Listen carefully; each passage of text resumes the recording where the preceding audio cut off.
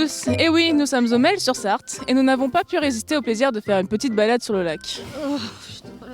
Bon, la prochaine fois on reviendra en été. Aujourd'hui, nous allons rencontrer Yohan Mété, un jeune humoriste qui joue ce soir son spectacle, Le Sublime Sabotage. Ce spectacle s'inscrit dans le cadre de la saison culturelle départementale Réseau 61. Vous ne connaissez pas bien cette programmation ? Suivez-nous !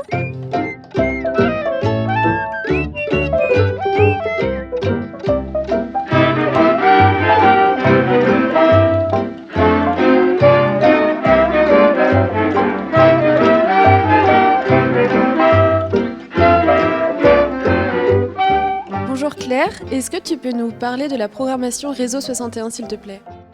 Bonjour, bien sûr. Alors Réseau 61, ce sont des acteurs culturels ornais, le conseil départemental et différentes communes et communautés de communes qui s'associent, qui en partenariat mettent en œuvre différentes manifestations culturelles et notamment donc cette saison tout public pluridisciplinaire dans le cadre de laquelle se déroule le spectacle de Yohan Mété ce soir au Mel-sur-Sarthe.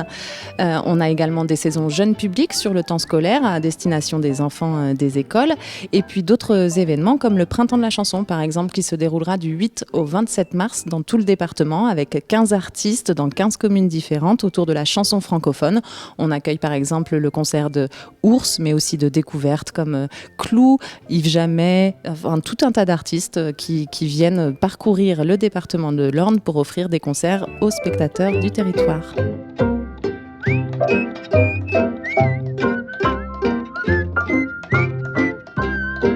Bonjour Yohan, dans ton spectacle, on voit que le personnage que tu interprètes commence par se retirer de la vie active pour se recentrer sur lui-même. Est-ce que la crise du Covid t'a inspiré pour écrire ce texte ? Je prends le micro. Alors non, parce que ce texte a été écrit avant qu'on soit tous enfermés chez nous pour fuir ce vilain virus. Non, l'inspiration du spectacle ça, et du retrait en campagne de ce personnage qui fuit la frénésie parisienne. Mais il y a une bonne raison, c'est qu'il a été frustré vraiment de ne pas avoir la reconnaissance du monde du spectacle, etc.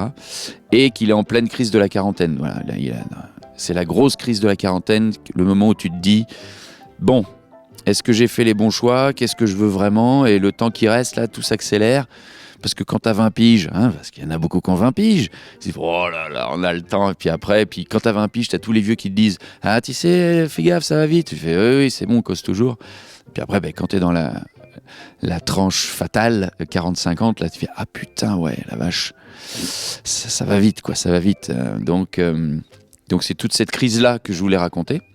Mais le Covid est arrivé, donc j'ai mis ça en stand-by. Le travail du corps a une place déterminante dans ton jeu d'acteur. Est-ce que tu peux nous expliquer pourquoi ? Parce que le corps, c'est la vie. Non, mais ça ne veut rien dire. Moi, j'aime le théâtre physique, organique, parce que c'est ça qu'on dit le corps, ça permet de donner à voir encore plus. Pour le public. Je suis seul en scène, il n'y a pas de décor, vous voyez, il y a vraiment des lumières qui m'accompagnent dans les tableaux que je raconte. Et donc, sans le corps, je ferais du stand-up. Mais quand tu engages le corps, comme un danseur, d'un seul coup, il y a à la fois une image qui passe un peu plus, tu peux même je suis pas un vrai mime, mais tu peux signifier des objets et que le public dise « Ah ouais, là, il y a vraiment une horloge parce qu'il a juste fait ça avec sa main. » Et puis tu donnes du tempo aussi avec le corps, tu rajoutes des choses, tu fais de la mise en scène, de la scénographie en fait, sans qu'il y ait d'objets. Et il y a même des compagnies, on voit bien, ou Théâtre No japonais, qui ne mettent que du corps et qui te racontent toutes les histoires du monde. Et tu comprends en plus avec encore plus d'émotion, d'empathie, parce que toi-même, quand tu vois un corps bouger, ton corps, il comprend ce qui se passe sur scène, alors que quand on raconte des histoires, c'est le cerveau qui rigole.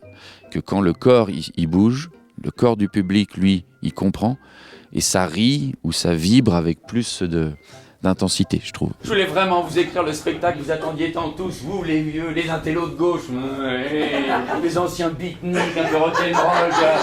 Alors mon spectacle aurait été repris dans toutes les langues. Même Gad Elmaleh serait venu, je peux prendre ton spectacle, mais prends-le.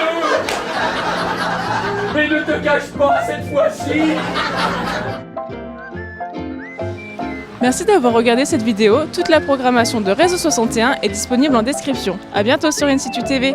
Ciao!